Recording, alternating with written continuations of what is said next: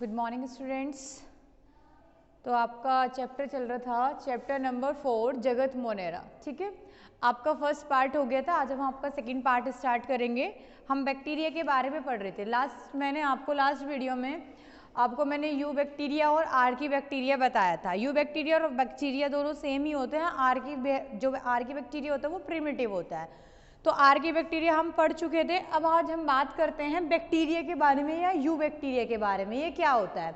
ठीक है, बैक्टीरिया के बारे में जानेंगे हम आज। ठीक, जीवाणु या बैक्टीरिया को सबसे पहले हॉलैंड निवासी एंटोनी वॉन बैक्टीरिया को सबसे पहले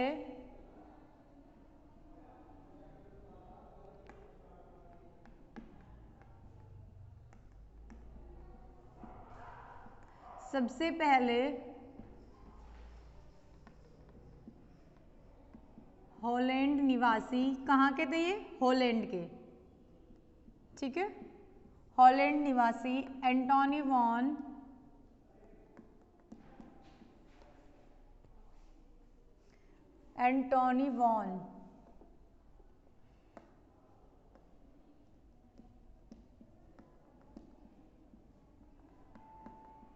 ल्यूवेनहॉक।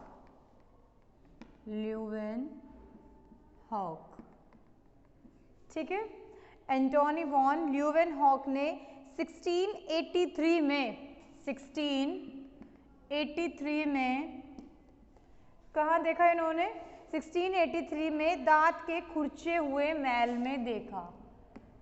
दांत के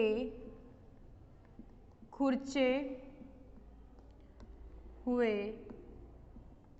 मैल में देखा। ठीक है, तो बैक्टीरिया क्या होता है? बैक्टीरिया को सबसे पहले हॉलैंड निवासी एंटोनी वॉन ल्यूवेनहॉक ने 1683 में दांत के खुरचे हुए मैल में देखा। ठीक है, आर की बैक्टीरिया मैं आपको पढ़ा चुकी थी पहले, सेकंड वीडियो है आपकी ये इसी 4th चैप्टर की। तो बैक्टीरिया क्या है? बैक्टीरिया को सबसे पहले हॉलैंड निवासी एंटोनी वॉन ल्यूवेनहॉक ने 1683 में दांत के खुरचे हुए मैल में देखा। इन्होंने क्या देखा कि जो बैक्टीरिया होता है, सबसे पहले जो दांत का खुरचा हुआ मैल होता है उसमें इन्होंने इसको आइडेंटिफाई किया, इन्होंने उसमें इसको देखा बैक्टीरिया को। किसने? एंटोनी वॉन ल्यूवेनहॉक ने। ठीक है, इन्होंने क्या बताया कि जो बैक्टीरिया होता है वो दांत के खुरचे हुए मैल में इन्होंने देखा। फिर उसके बाद एरनबर्ग ने 1829 में इन्हें जीवाणु नाम दिया। किन्होंने? एरनबर्ग ने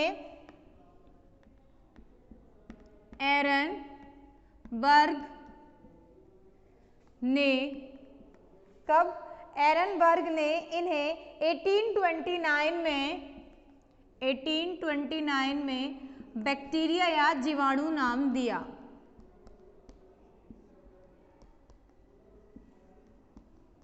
खोज तो की थी किसने? हॉलैंड निवासी एंटोनी वॉन ल्यूवेनहॉक। इन्होंने इसकी खोज की थी, डिस्कवरी एंटोनी वॉन ल्यूवेनहॉक ने की थी। बट जो नाम बैक्टीरिया नाम दिया गया वो किसने दिया? एरनबर्ग ने। बैक्टीरिया नाम किसने दिया? एरनबर्ग ने। 1829 में एरनबर्ग ने बैक्टीरिया नाम दिया। ठीक है, तथा लुईस पास्चर तथा जीवाणुओं से किण्वन की क्रिया कराई। जो लुईस पास्चर थे लुईस पास्चर ने क्या किया? लुईस पास्चर ने जीवाणु से किण्वन की क्रिया कराई। किण्वन की क्रिया क्या होती है? जैसे फर्मेंटेशन बोलते हैं, जैसे कि ब्रेड वगैरह या फिर क्या बनाते हैं, भटूरे जो बनाते हैं, वो सारी क्रिया क्या होती है? वो किण्वन की क्रिया होती है, जिसमें हम थोड़ी देर आटे को गूंथ के रखते हैं तो उसमें कुछ बैक्टीरियाज आ जाते हैं, उसे हम बोलते हैं फ्रेगमेंटेशन या किण्वन की क्रिया बोलते हैं। तो लुईस पास्चर ने जीवाणु द्वारा क्या किया? किण्वन की क्रिया कराई। ठीक है, बैक्टीरिया को सबसे पहले हॉलैंड निवासी एंटोनी वॉन ल्यूवेनहॉक ने 1683 में दांत के खुरचे हुए मैल में देखा। नेक्स्ट, एरनबर्ग ने 1829 में जीवाणु नाम दिया। खोज किसने की थी? ल्यूवेनहॉक ने की थी, बट नाम किसने दिया? एरनबर्ग ने। क्लियर। नेक्स्ट, लुईस पास्चर जीवाणु से क्या करा? उन्होंने किण्वन की क्रिया कराई। जो लुईस पास्चर थे उन्होंने क्या किया? जीवाणु द्वारा किण्वन की क्रिया कराई। नोट कीजिए आप लोग ये।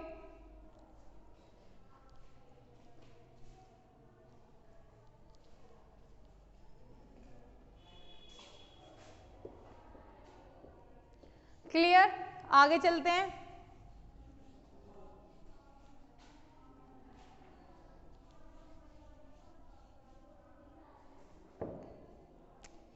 नेक्स्ट है जीवाणु का अध्ययन। जीवाणु का अध्ययन विज्ञान के जिस शाखा में किया जाता है उसे जीवाणु विज्ञान कहते हैं। जीवाणु का अध्ययन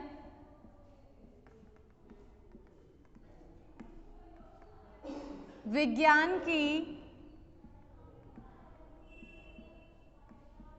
जिस शाखा में किया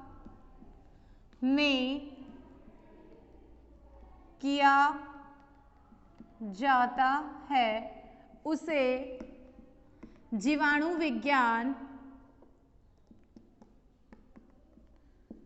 जीवाणु विज्ञान या बैक्टीरियोलॉजी कहते हैं। क्लियर। ये नोट है। जीवाणु का अध्ययन विज्ञान की जिस शाखा में किया जाता है उसको बैक्टीरियोलॉजी या जीवाणु विज्ञान कहते हैं। लुईस पास्चर की जीवाणु विज्ञान, जो लुईस पास्चर थे उनको जीवाणु विज्ञान का पिता कहा जाता है या फिर जनक। लुईस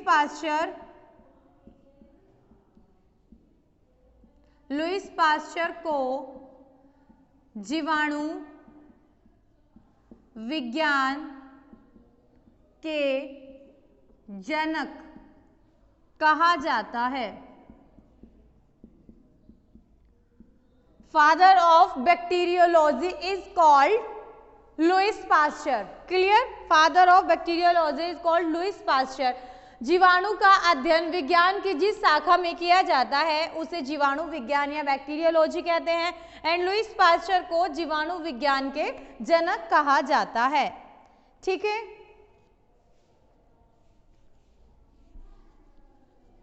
अब हम बात करते हैं बैक्टीरिया का क्लासिफिकेशन। ठीक है। इसका वर्गीकरण कैसा होता है? Classification of bacteria. Classification of bacteria, जीवाणु का वर्गीकरण। वर्गीकरण मैंने आपको बता दिया था कि क्लासिफिकेशन क्या होता है। आपका first, second and third chapter जो है उसमें पूरा वर्गीकरण है, क्या होता है क्लासिफिकेशन, क्यों हम करते हैं, क्यों इसकी नीड है, क्या इसकी हिस्ट्री है और क्या इसके लाभ है, वो सारी चीजें मैं आपको क्लियर कर चुकी थी। तो मैंने आपको एग्जाम्पल भी बताया था, उसमें पोटैटो का भी बताया था, बैंगन भी बताया था, पैंथेरा भी बताया था, उसमें जीनस स्पीसीज करके जो मैंने बताया था वो सब क्या था? क्लासिफिकेशन था। तो अब हम बात करते हैं उसी तरीके से बैक्टीरिया के क्लासिफिकेशन की। ठीक है। सबसे पहले हम क्या लिखेंगे? किंगडम। किंगडम। नेक्स्ट है sub kingdom. Sub kingdom. And next phylum.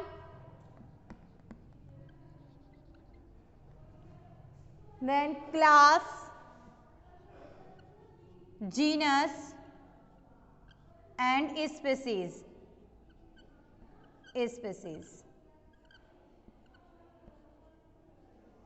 ठीक है। ये सारी चीजें हमें लिखनी होगी किसके बारे में? बैक्टीरिया के बारे में। हम बैक्टीरिया के बारे में स्टडी करें तो classification of bacteria, kingdom, sub kingdom, phylum, class, genus, species. ठीक है। इस तरीके से हम क्या लिखेंगे? क्लासिफिकेशन। तो किंगडम किस में रखेंगे? प्लांटी। प्लांटी में क्यों रखेंगे? ये तो बैक्टीरिया है, प्लांट तो है नहीं।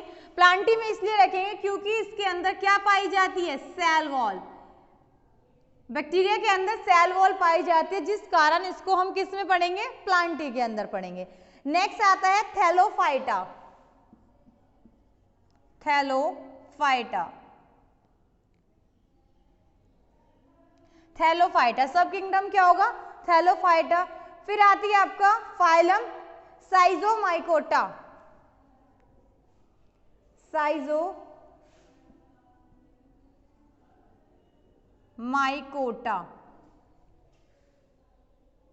माइकोफाइटा, साइजोमाइकोफाइटा,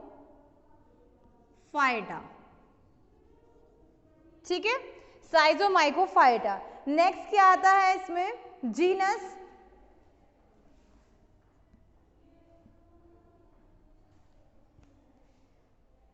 साइजोमाइसिटीज,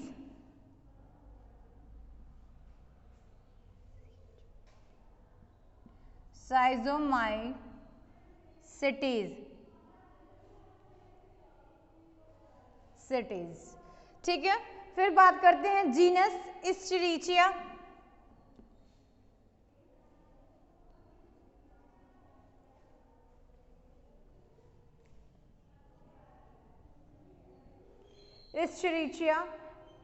एंड नेक्स्ट ई कोलाई, ठीक है, ई कोलाई। ई क्या है, इस्चरिचिया, और कोलाई क्या है, इसकी स्पीसीज। ये क्या बनेगा, स्मॉल बनेगा। तो मैंने जैसे आपको बताया था, जब भी हम क्लासिफिकेशन पढ़ते हैं, क्लासिफिकेशन के बारे में बात करते हैं, तो जीनस और स्पीसीज को हमेशा अंडरलाइन करते हैं। क्लियर, जीनस और स्पीसीज हमेशा अंडरलाइन की जाती है, ठीक है। किंगडम क्या होगा, प्लांटी होगा, प्लांटी क्यों होगा, क्योंकि इसके अंदर क्या पाई जाती है, सेल वॉल पाई जाती है। नेक्स्ट क्या होगा, सब किंगडम, ये क्या होगा, Thallophyta, phylum स्केजोमाइफाइटा, class साइजोमाइसिटीज, genus Escherichia और स्पीसीज ई कोलाई। ये क्लासिफिकेशन होता है। जीनस और स्पीसीज हमेशा अंडरलाइन किए जाते हैं। क्लियर, नोट कीजिए आप लोग ये।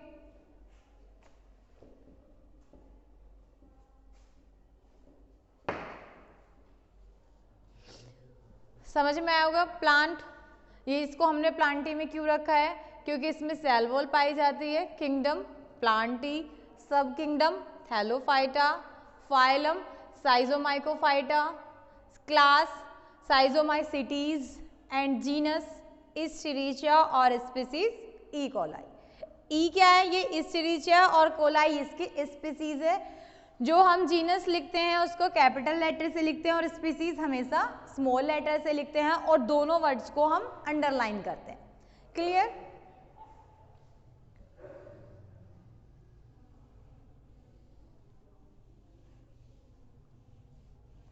ठीक है। ये तो बात हुई किसकी, बैक्टीरिया का। कुछ हमने इंट्रोडक्शन पढ़ा और उसका क्लासिफिकेशन पढ़ा। अब बात करते हैं इसके सामान्य लक्षण, जीवाणु के सामान्य लक्षण।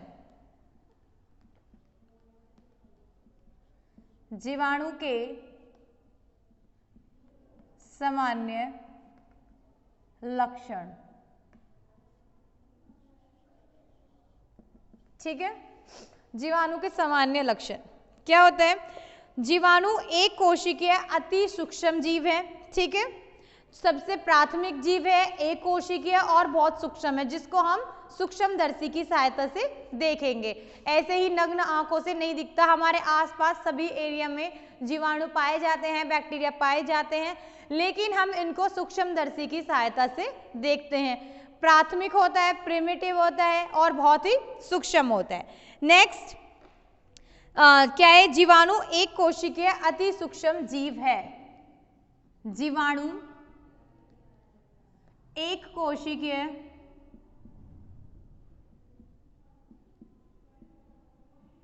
अति सूक्ष्म जीव है, ठीक है। जीवाणु क्या है, एक कोशिकीय अति सूक्ष्म जीव है। नेक्स्ट क्या है, सर्वव्यापी होता है, इसे नग्न आंखों से नहीं देखा जा सकता। यह है जीवाणु सर्वव्यापी होता है,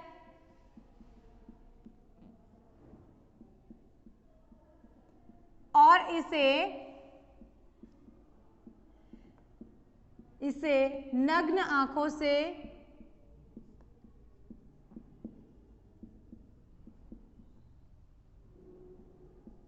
नहीं देखा जा सकता।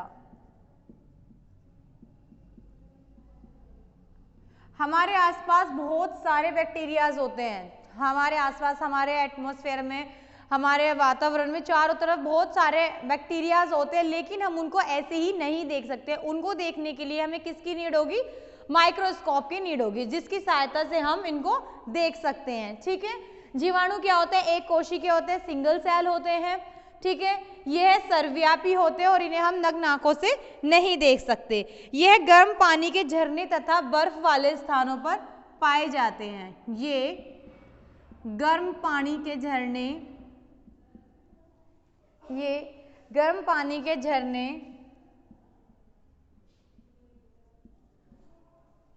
तथा बर्फ दोनों स्थानों पर पाए जाते हैं, तथा बर्फ वाले स्थानों पर पाए जाते हैं।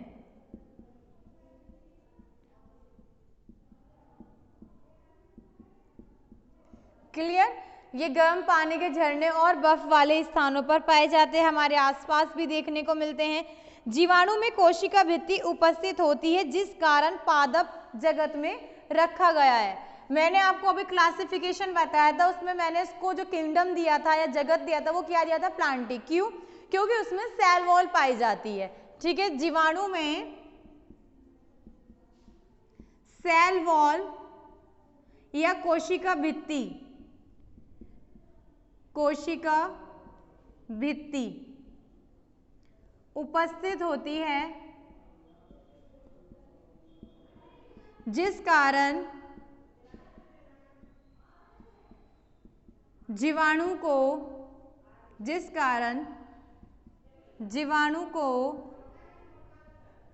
किसमें रखा जाता है? पादप जगत में।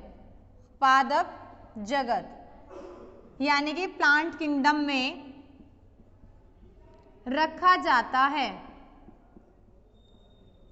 ठीक है, जीवाणु एक कोशिकीय अति सूक्ष्म जीव है, यह सर्वव्यापी होता है और इसे नग्न आंखों से नहीं देखा जा सकता।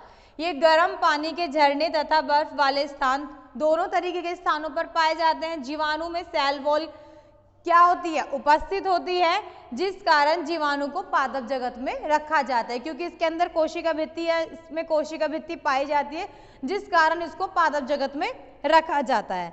ठीक है, आगे चलते हैं।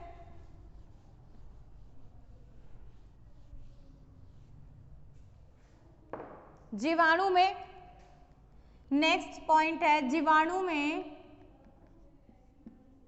कोशिका अंग,